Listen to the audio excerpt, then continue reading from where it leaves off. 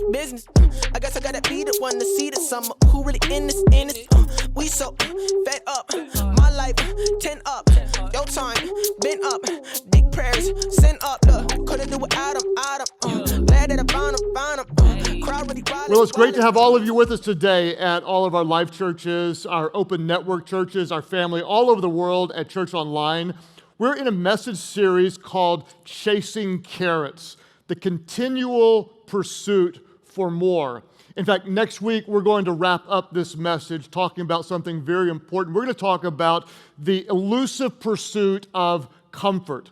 In our culture today, everybody wants to be comfortable, yet it's almost impossible to live by faith and to pursue comfort at the very same time. Then, 2 weeks from now, we're going to start a new message series that I'm incredibly passionate about. It's called The Good Work. We're going to look at the book of Nehemiah for 4 weeks, and we're going to try to help you discern what is God's good work for you in this season. How do you know what it is? How do you do it? How do you find your good work? Today, though, we have something very special. I've got the honor of team teaching with your local campus pastor, and we're going to talk about the pursuit of approval. Do you like me? Do you approve of me? The battle with trying to please people over trying to please God. We're going to talk about the pursuit of approval. If I can get a little help from all of you at all of our different locations, be honest. How many of you think that you might care a little bit too much what other people think? Raise your hands right now. You battle with caring what other people think.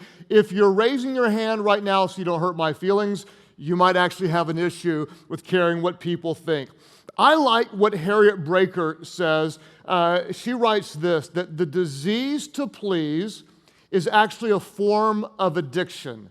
The disease to please is a form of addiction. She says, like a drug addict seeks drugs, people pleasers seek approval. How do we know if we're actually battling with this need to please? I'll give you 3 problems that people pleasers battle. The first one, if you're taking notes, is this, that you obsess about what other people think.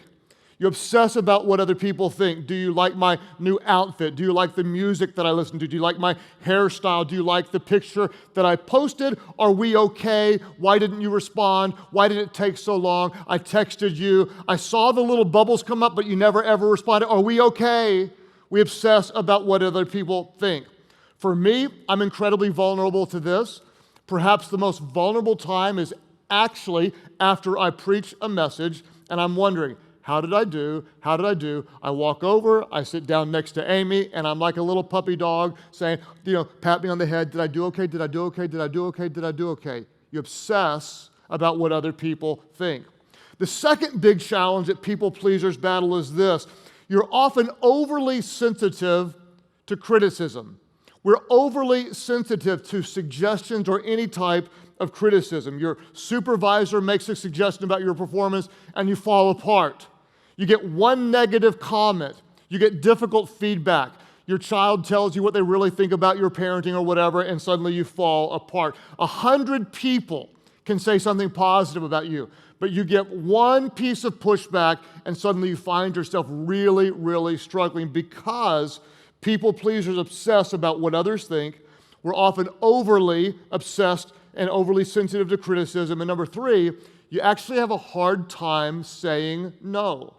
Oftentimes, when we're so obsessed with what other people think about us, we struggle to say no when we realize that we really should. You may find yourself avoiding conflict at all costs. You don't want to hurt someone else's feelings, so you're going to try to do everything to smooth everything out. The kid comes by your door selling wrapping paper, and what do? You buy the wrapping paper that you'll never use, the magazines you'll never read. You go to the party that you're dreading, and you go out with a guy that you would rather not see ever again. Why? Because you find it so difficult to say no. Some of you, this is exactly where you live. You're overcommitted all the time, always, and someone else asks you, can you help out? And you say, sure. And in the back of your mind, you're thinking, why not? Because I don't have anything better to do with my life? You find yourself overcommitting. Here's what Scripture says. Proverbs 29, verse 25 says this, fear of man will prove to be a snare. Let's pause there for a moment.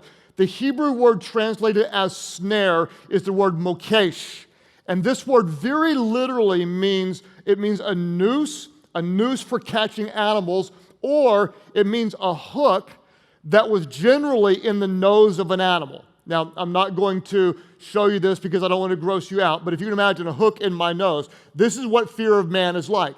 It's like an animal being pulled around all the time by a hook because you are hooked on what someone else may think. That is a very accurate picture of what it's like when we're obsessed with what other people think. We're hooked and we're being pulled in all different directions. Fear of man, it's a trap. It's a snare. It is not of God. But Scripture says this, fear of man will prove to be a snare, but whoever trusts in the Lord will be kept safe. Fear of man, fear of what people think, it'll always be a trap that will pull you away from God's will, but whoever trusts in the Lord will be kept safe. I've got good news for you today, and that is whoever trusts in God and His presence and His assessment of who you are and what He's called you to do, you will be kept safe. And it's my honor now to invite your local campus pastor to come help you put your trust in the Lord. Would you help me welcome your campus pastor today?